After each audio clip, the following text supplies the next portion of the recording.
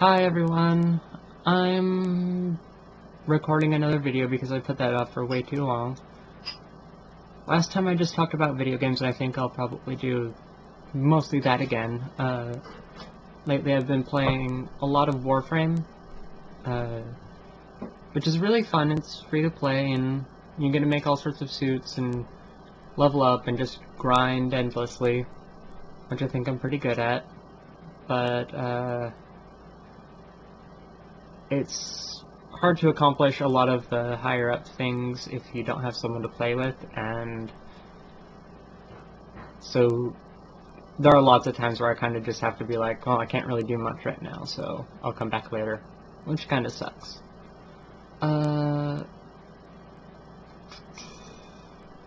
Been playing the definitive version of Sleeping Dogs for the PC, and it's very pretty, just like the original was.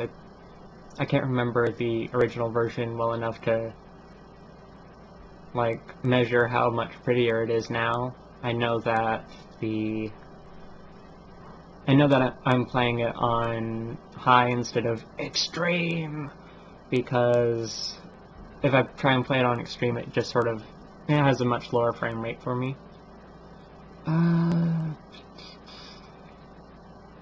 Been playing a lot of Final Fantasy Theatrhythm, Curtain Call, whatever, and that one's really fun. It's just a really nice way to waste a little time, and just unlocking stuff is always sufficient to keep me entranced in something for a while. Another great thing about like rhythm games in general is that stuff you do is broken up into a lot shorter segments, it feels like, than a lot of other games, where it's like you can accomplish something in just a few minutes playing a rhythm game, but with or at least you can fail and have learned enough to like try and do stuff again.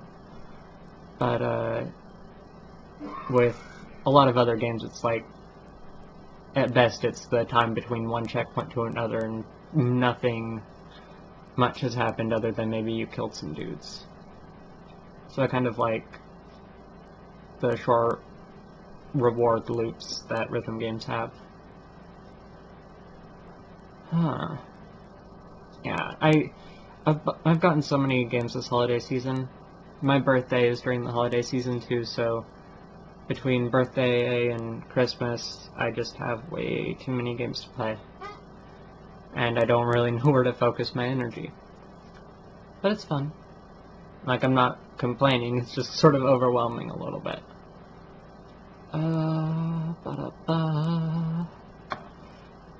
I've been thinking a lot about trying to make another game. For those of you who didn't see me talking about it, there was a while that I made Twine games, and they were really simple. I tried to make something really complex and massive, and I think if I had finished it, I think, at least for the amount of work that I put in, I think it would have done a lot to show people that Twine games aren't just simply clicking one passage to the next, but I don't know, there was a lot of stuff that happened between me and a lot of other people who used to be really important to me. It would be lying if I said they aren't important to me now, but more of a in the past sort of way. And it killed my motivation to make stuff, and it also sort of made me feel like even if I created something, it wouldn't really be worth it. It wouldn't really be worthwhile, and no one would care. And I've had a really hard time getting over that. And it wasn't just Twine games where I had that problem.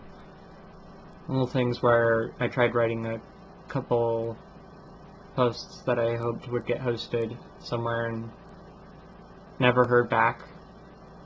And I would have kind of at least liked to have hear, this isn't good enough, we're not going to post this, because just being ignored hurts a lot more. And yeah, I'm still trying to get over that. It's been really hard to finish creating anything since then, like anything that isn't just pictures of me with my tits out. I'm trying very carefully not to flash anyone this time too. But I don't know. I think if I make a game now, I do want to do more with Twine. I think I want to try and tell more stories that are just about creating an emotional experience. And a lot of the way I used to do that was I used to draw really heavily from my own experiences, and I think that was good. I think that did a lot of good, but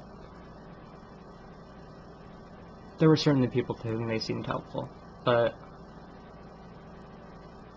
if possible, I'd like to rely less on using autobiography to create emotional experiences for others.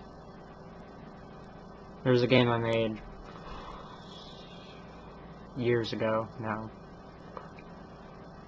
And it amazes me that it's been so long. No point in hiding the name.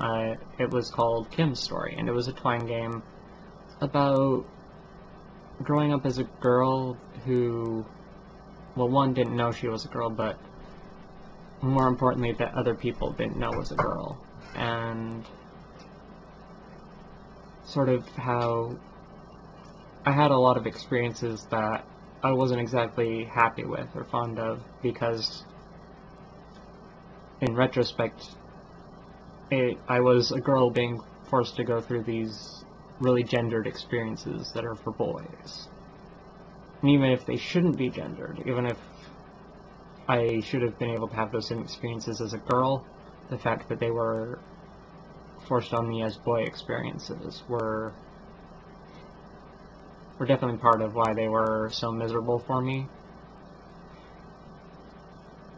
And like I said, there were a lot of people who got something positive out of that.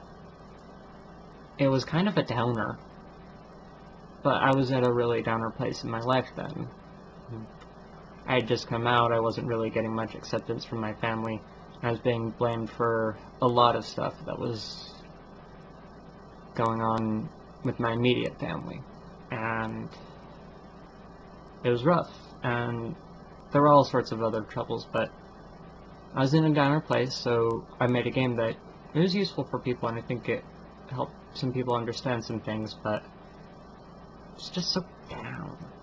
And I think if I were to make a Twine game about transness in particular now, I'd want to make sure I make something that